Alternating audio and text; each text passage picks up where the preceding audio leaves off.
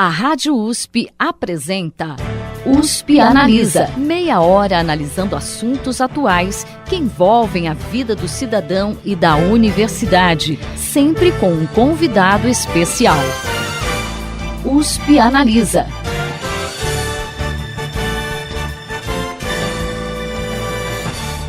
O setor da saúde representa, segundo o IBGE, 9,1% do PIB nacional e é responsável por pelo menos 6,5 milhões de empregos, grande parte deles envolvendo mão de obra qualificada. Por isso, investir em inovação nessa área é fundamental, não apenas do ponto de vista econômico, mas principalmente pelo impacto social que isso pode trazer.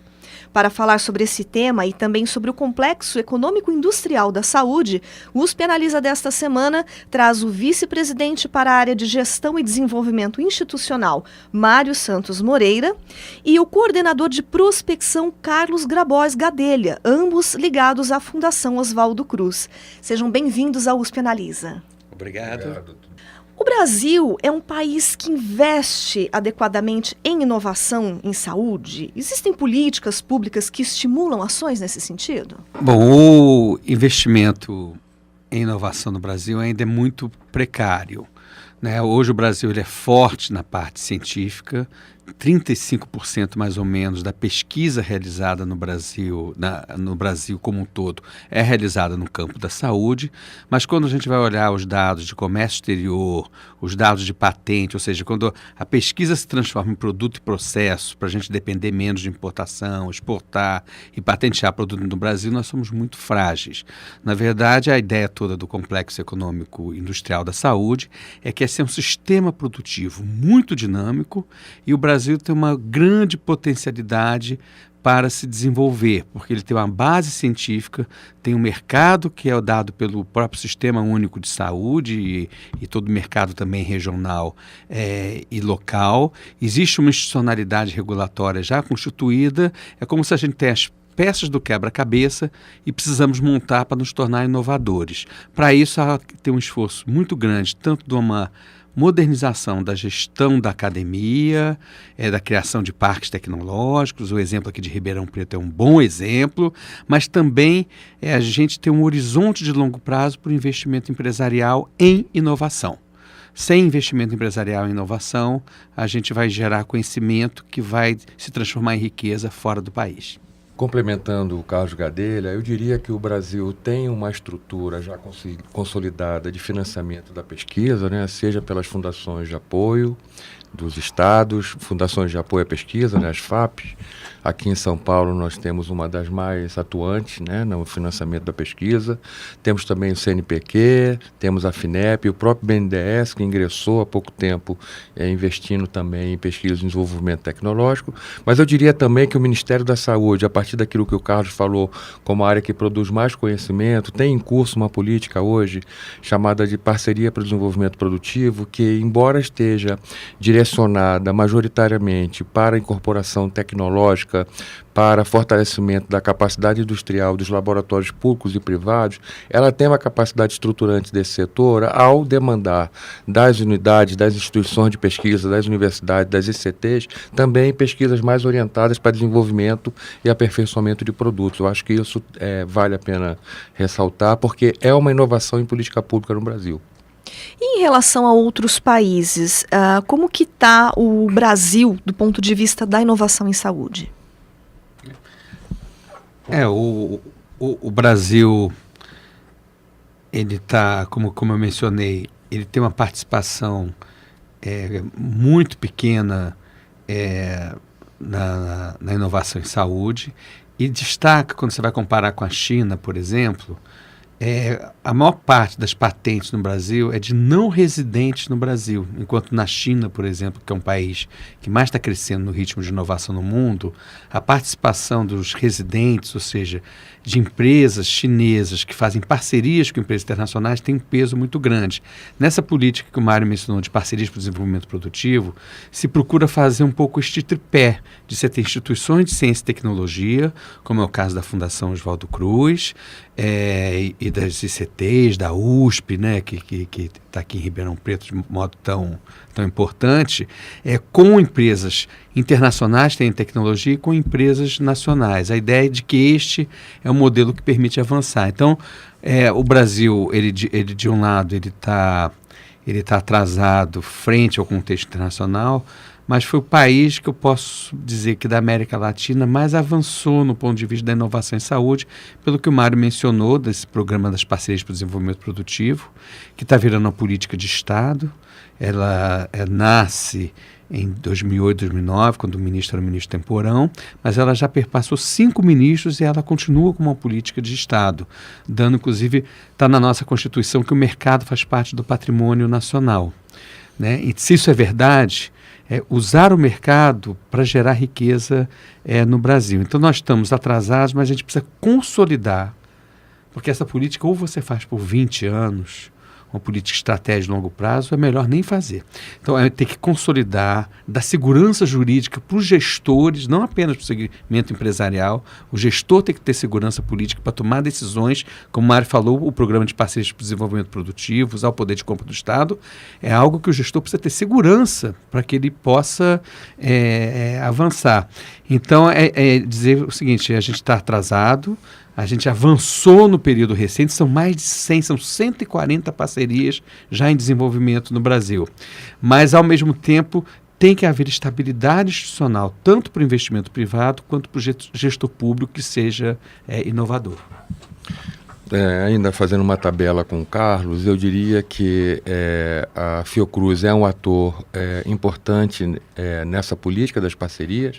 Quase 1/3 desse total de parcerias foi assinado pela Fiocruz, envolvendo empresas do setor farmacêutico nacional e internacional. Mas mais importante que eu queria ressaltar aqui é que há condições dadas para que a gente possa inovar no Brasil, porque o Estado ele é um grande comprador, mas é um comprador sofisticado, porque o Brasil tem programas de vacinação, por exemplo, né, é um dos mais importantes programas de vacinação do mundo. Ele tem produtos direcionados à infância, à adolescência e até aos idosos também, como, por exemplo, a vacina de gripe, a vacina contra a pneumonia. E tem programa de DST, AIDS e hepatite, por exemplo, são programas que demandam produtos contemporâneos com alto valor agregado tecnológico. Para a área oncológica, por exemplo, nós temos um departamento do Ministério que se ocupa só de aquisição de produtos complexos, né? Portanto, assim, não é uma demanda só em escala, é uma demanda por produtos mais sofisticados tecnologicamente. E isso gera como o Carlos falou, um desafio para o Brasil, que lida com uma incorporação de produtos desenvolvidos no exterior. Esse é o nosso desafio, e eu diria, até já adiantando um pouco a conversa aqui, é um dos propósitos dessa associação da Fiocruz com a Universidade de São Paulo. É a gente fazer uma pesquisa mais qualificada, translacional, como a gente chama aqui, onde possa pavimentar o caminho entre a produção científica e a produção industrial, no caso, para ampliar acesso à população, trazer produtos de maior valor agregado. Eu vou aproveitar e vamos continuando nessa conversa, nessa forma que tá bacana, né? A ideia do complexo econômico industrial é de que para você trabalhar, você sair de uma velha política industrial ligada a setor e passar para uma política industrial ligada a um sistema produtivo.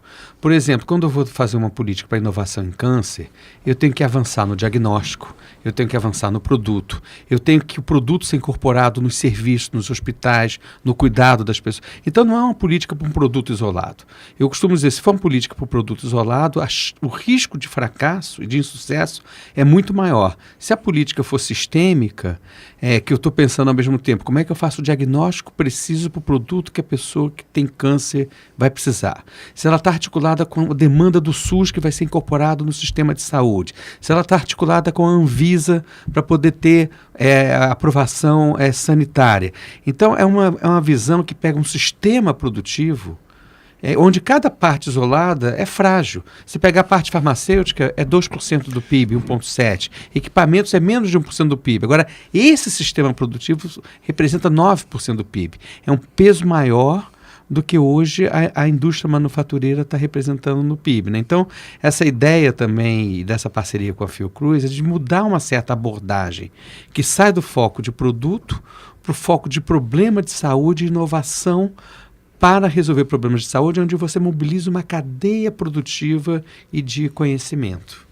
E quando vocês pensam nessa cadeia produtiva, vocês estão pensando num nível nacional, não num nível regionalizado. Por exemplo, não existem vários complexos econômicos industriais da saúde, um em cada estado, por exemplo. É uma perspectiva nacional, é isso?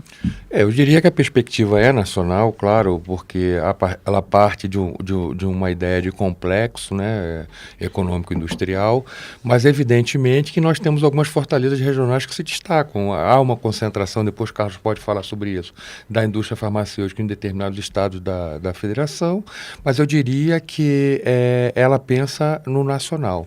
E eu diria para você ter uma ideia, que a Fiocruz, entendendo isso, a importância dessa territorialidade da política, a Fiocruz hoje está presente em 12 estados. São Paulo é o 12º estado onde a Fiocruz se faz presente em diferentes mecanismos de associação, de inserção local, já nessa perspectiva, né? As mais recentes introduções da Fiocruz no Nordeste, na região Centro-Oeste e na região Sul, foram nessa perspectiva de se inserir em sistemas locais de ciência e tecnologia. Esses sistemas que dialogam muito com o conceito do complexo econômico industrial de saúde, porque a gente está falando de uma indústria que é inserida num contexto de altíssima densidade científica e tecnológica. A gente não está falando de uma commodity qualquer. Um novo medicamento, uma nova vacina, um novo diagnóstico, ele tem uma base científica fantástica. Então, não é trivial você desenvolver um novo produto, não é trivial você sequer melhorar um produto. Então, eu diria que nós temos competência no país todo. Industrialmente, talvez haja uma concentração, né, Carlos? Mas o complexo é pensado para o país inteiro. Eu acho que não teria sentido a gente regionalizá-lo. E, ao mesmo tempo, Mário, assim, é possível você aproveitar vocações locais e regionais, porque, como o Mário falou, que não é uma commodity, não é um produto simples, então envolve muita interação. Por exemplo, muita inovação em equipamentos médicos vem da clínica. Olha, tal prótese não está funcionando bem. Aí o pesquisador começa a investigar uma prótese usando, por exemplo, tecnologias ultra sofisticadas. Então, essa coisa da interação local é muito importante. E Ribeirão Preto, a mesorregião de Ribeirão Preto, é uma região que tem uma vocação para a saúde muito clara. Então, nessa direção, ela é uma visão nacional, mas ela se desdobra para você fazer políticas regionais, estaduais e municipais que são muito importantes. Até uma coisa que hoje a gente teve uma conversa aí com que o Mário destacou, né? Normalmente, para dar certo, tem que envolver o nível federal, o nível estadual e o nível municipal. Vocês falaram um pouquinho aí da importância tecnológica, né, e econômica do complexo. Em relação à importância social, o que isso reflete na vida da população? Bem, eu diria, primeiro, ampliação do acesso da população a serviços, né, tratando do complexo, serviços, novas terapias, novos medicamentos, novas vacinas, novos diagnósticos e eu diria assim, considerando o sistema de saúde brasileiro, um sistema público, né, direcionado a toda a população, mas que tem uma dimensão social importante, considerando que 75% da população depende exclusivamente do SUS, que não tem acesso a tratamento fora do SUS, não tem acesso a planos de saúde complementares, a tratamentos particulares, e que, portanto, a sua saúde está diretamente relacionada à capacidade do Estado em lhe atender através de políticas públicas. Eu acho que é importante enfatizar isso, né?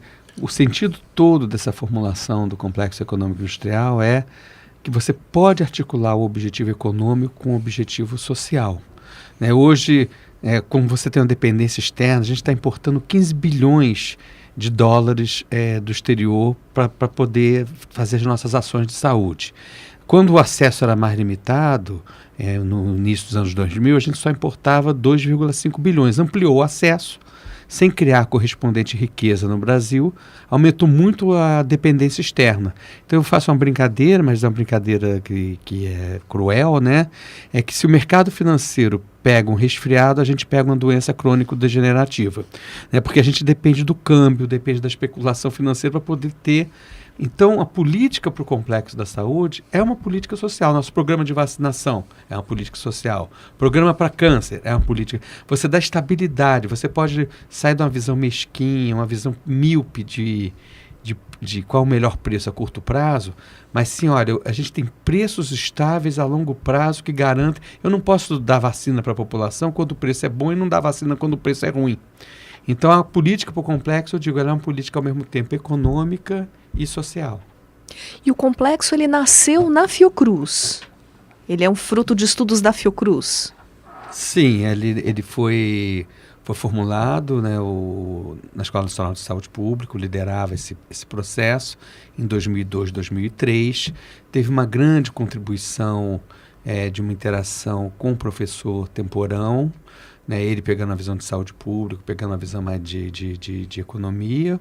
E, na verdade, assim, ele trouxe para a pauta da saúde, coisa que foi inovador. Política industrial e de inovação não era uma agenda da saúde. Ela se torna uma agenda da saúde a partir até de uma interação muito... A Fiocruz, nisso, ela tem muita tradição. A Fiocruz, ela foi líder na formulação do Sistema Único de Saúde, junto com várias instituições aqui de São Paulo, mas ela estava no grupo de liderança. Ou seja, de uma certa perspectiva translacional, de sair da academia, da formulação para a implementação. Mas é óbvio que é algo, como tudo na academia e também na gestão pública, que tem uma série de aperfeiçoamentos que vêm de diversas áreas e de diversas pessoas que estão trabalhando neste programa de pesquisa, né? Mas ele realmente sai de uma formulação. Antigamente você tinha política para a indústria farmacêutica, política para equipamento, política para serviço médico, e não tinha uma política para como que o sistema se desenvolve de modo articulado, né? E aí a Fiocruz, ela traz essa contribuição, porque está na própria matriz do Oswaldo Cruz. O Oswaldo Cruz, ele era um cientista destacado na área biomédica, ele era um sanitarista, estava associado a todo o momento do desenvolvimento brasileiro, de você ter que fazer o saneamento dos portos, etc. e tal, e foi o primeiro ministro da Saúde do Brasil. Então, eu vou dizer que, até sendo justo com a nossa própria instituição, só poderia ter sido na Fiocruz, que trabalha tanto no campo da ciência, quanto no campo econômico, quanto no campo social, que este conceito fosse desenvolvido. Ou seja, então a inovação em saúde tem uma importância muito grande para a Fiocruz. É evidente que sim. Se você considerar a Fiocruz hoje como um sistema, e é um sistema de ciência e tecnologia, a gente respira inovação. Evidentemente que há desafios, há gargalos para que a gente possa transformar todo o nosso potencial, toda a nossa capacidade científica em inovação. Isso não é um exercício simples, faz parte do nosso cotidiano, mas a Fiocruz hoje é vocacionada para a inovação. Ela, por exemplo, ao assinar boa parte das parcerias às quais o Carlos se referiu aqui, as parcerias para o desenvolvimento produtivo, ela está mirando inovação a curto, médio e longo prazo, a partir de incorporações imediatas de novas tecnologias desenvolvidas no exterior, mas desenvolvendo capacidade para fazer a sua inovação local, não só fechada nesse sistema, numa perspectiva de inovação mais aberta, onde ela possa cada dia mais também ter autonomia científica e tecnológica. Isso é uma coisa que a gente tem no nosso DNA, como o Carlos falou. Oswaldo Cruz era um interventor em problemas de saúde, né? Ele tinha uma capacidade científica importante, uma capacidade de gestor também, que nos fica evidente hoje, fazendo uma análise da história dele, mas ele tinha uma vocação para intervir. A Fiocruz tem essa vocação, né, de intervir no quadro social, diminuir desigualdades e tudo mais. E isso sem inovação não é possível. E quando a gente fala de inovação na Fiocruz, a gente não está falando de inovação somente em produtos, né? Nós estamos falando de inovação no sentido mais largo da palavra, inovações sociais mesmo, de relação com a sociedade, de intervenções sociais, do que o próprio sistema de saúde pode se aperfeiçoar. Temos também inovações na área de assistência. A Fiocruz possui 2 hospitais que são hoje institutos nacionais, o Instituto da Mulher, da Criança e do Adolescente e o Instituto Nacional doenças infecto-contagiosas, que também tem um processo importante de inovação na área de protocolo médico, na área de tratamento. A gente desempenhou um papel fundamental na interpretação clínica da Zika, nas crianças, por exemplo, né, que foi um desafio, e tem muita inovação ali. A associação com a microcefalia foi fruto de um trabalho do nosso grupo lá em Pernambuco, e também do protocolo de atendimento a crianças que estamos acompanhando. Tem uma corte importante de crianças e tal. Então é uma inovação que a gente fala pouco, né? A gente fica sempre focado na questão dos produtos, mas está no DNA da Fiocruz. Mas eu digo, repito, é um desafio, e eu acho que, trazendo de novo a conversa para cá, para São Paulo, um dos objetivos nosso é o que um dos nossos pesquisadores chama lá do Vale da Morte, né, que a gente conseguiu ultrapassar, transportar conhecimento científico para novos produtos, novos protocolos, novos tratamentos, enfim, um dos objetivos centrais dessa nossa parceria com a USP. E falando um pouquinho de desafios e dificuldades, nos últimos anos, os recursos destinados à área de ciência, tecnologia e inovação sofreram diversos cortes, e mais recentemente, né, com a medida provisória que concede subvenção à comercialização de óleo diesel, não apenas a pasta de ciência, tecnologia e inovação, mas também a da saúde, acabaram perdendo verbas. Como que fica a inovação em saúde no Brasil nesse contexto, e também o próprio complexo econômico industrial da saúde? Eu diria que é com tristeza que eu presencio uma sistemática perda de importância da área de ciência e tecnologia no Brasil nos últimos 2 anos. Os cortes na área de ciência são dramáticos. O CNPq, enfim, as FAPs mesmo estão sentindo isso. Se não me falha a memória, nós estamos a 1/3 da execução orçamentária que a gente tinha no ano de 2010. Então, quase que impossível a gente continuar desenvolvendo nossas atividades, sobretudo as universidades. As universidades estaduais estão sofrendo muito, a própria Fiocruz, em um grau diferenciado, porque a Fiocruz, ao ser ligada ao Ministério da Saúde, tem a questão do teto e do limite dos gastos, mas sofreu também, por exemplo, agora com o subsídio ao diesel, boa parte dos recursos do Ministério da Saúde foram bloqueados, e, portanto, a Fiocruz, participando do orçamento do Ministério da Saúde, também sofreu o seu impacto.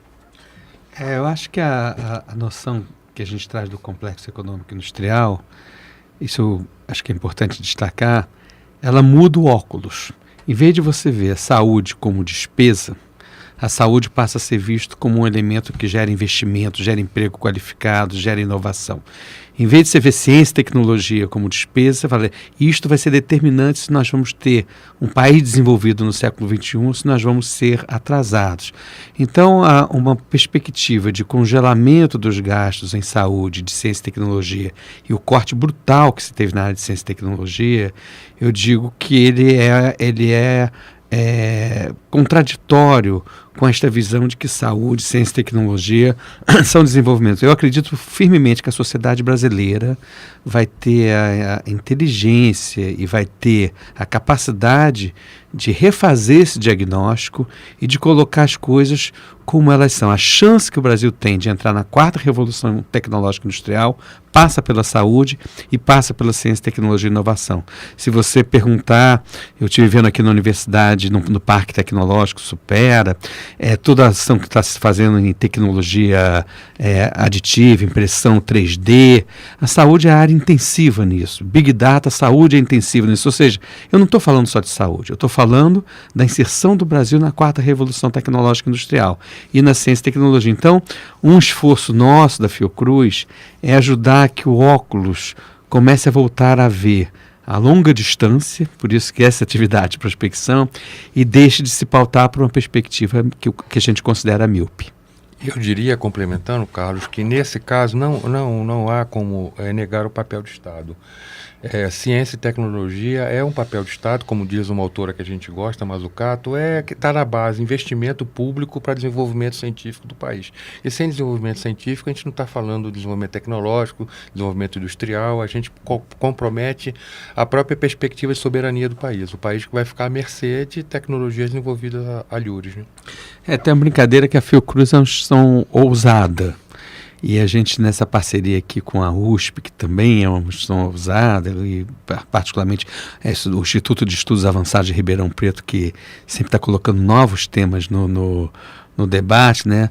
A gente quer, de modo importante, ajudar a mudar essa perspectiva, fazendo uma coalizão por cima dos partidos, por cima de questões locais pequenas, em nome de uma trajetória nacional de desenvolvimento, né? Então, acho que é um pouco essa perspectiva dessa parceria, ela tem essa dimensão também de mudar a forma que as pessoas estão vendo o processo de desenvolvimento, que eu acho que é uma das missões do Instituto de Estudos Avançados, é justamente colocar novas questões que não estão nos óculos que as pessoas estão acostumadas a olhar, né? O que estamos falando aqui é de inovação nas políticas públicas, inovação nas estratégias também, né? Essa inserção da Fiocruz aqui em algum grau, uma inovação nas nossas estratégias de inserção territorial, né? Não é simplesmente uma unidade de pesquisa, é uma unidade que se complementa com as capacidades locais, vai buscar, e esse é um compromisso nosso assumido, se articular e integrar ao máximo ao sistema científico e tecnológico aqui desse ecossistema que é a Universidade de São Paulo, e podendo abrir mais regionalmente esse conceito de território, mas o fundamental é que a gente tem que aprender com o que a gente errou no passado e reformular as estratégias de inovação dessas instituições públicas.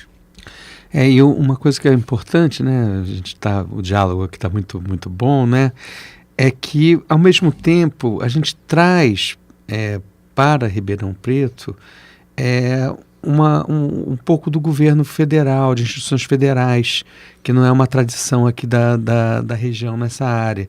Então, é um pouco quebrar certas... A gente quebra a barreira Estado ou mercado.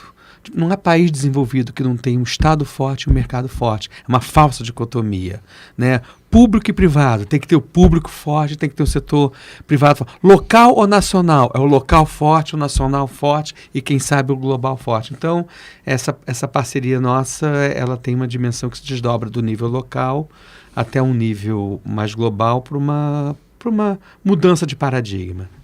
Bom, infelizmente o nosso tempo chegou ao final.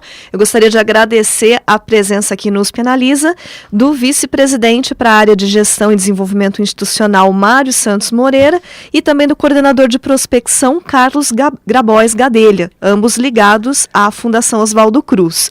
Muito obrigada pela participação de vocês aqui no programa. O programa de hoje fica por aqui. Até a próxima semana.